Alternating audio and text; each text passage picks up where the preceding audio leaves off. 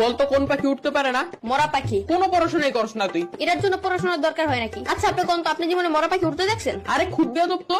এই তোর নাম কি? কথা গুরান কে মরা পাখি উঠতে পারে? এই তুই থাকুস কই? আমার বাসায় থাকি। বদমাইশ, তোর বাসা কই এটা জিজ্ঞেসি। না আপনি জিজ্ঞেসেন আমি কই থাকি। আজব তো, এবার কত তোর বাসা কই? আরে আমি যেখানে থাকি ওই জায়গায় আমার বাসা। তোর কিন্তু আমি মাইর দিমু। পড়া তো পারস না, আবার তেরামি করস। কেন কোন পড়া পারিনি আমি? ওই দিন তোর একটা অঙ্ক জিজ্ঞাসিলাম, পারস নাই। কোন অঙ্ক পারি নাই। ধরেন এখন ধর তোর কাছে 20 টাকা আছে, তুই 10 টাকা তোর বন্ধুরে দিলি, তোর কাছে কয় টাকা থাকে? আপনি অঙ্ক বাদ দেন, আমি কি এতই বললাম যে 10 টাকা দিয়া দিমু? এই যে কোথায় কোথায় বেয়াদবি করস। এত সহজ অঙ্ক ধরলাম তাও পারস না। কি পড়স তুই? শার্ট পরি, প্যান্ট পরি, গেঞ্জি পরি, জুতা পরি। ওই স্যার করতে হইব না, মাথায় জ্ঞান বুদ্ধি বলতে কিছু নাই তোর। আপনার চেয়ে বেশি আছে। আবার তেরামি করস। তার আমি কি? আপনি আমার বুদ্ধি পরীক্ষা করে দেখেন। তাইলে ক, সমুদ্রের মাঝখানে একটা লেবু গাছ থাকলে তুই লেবু কেমনে আনবি? বাজার থেকে কিনে আনবো। আর আমি বুঝাইতে চাইতেছি যে ওই গাছ থেকে লেবু কেমনে আনবি। ডানা দিয়ে উইরা উইরা। তোর তো ডানাই নাই, ডানা কি তোর বাপে লাগাইবো? সমুদ্রের মাঝখানে লেবু গাছ কি তোর বাপে লাগাইবো?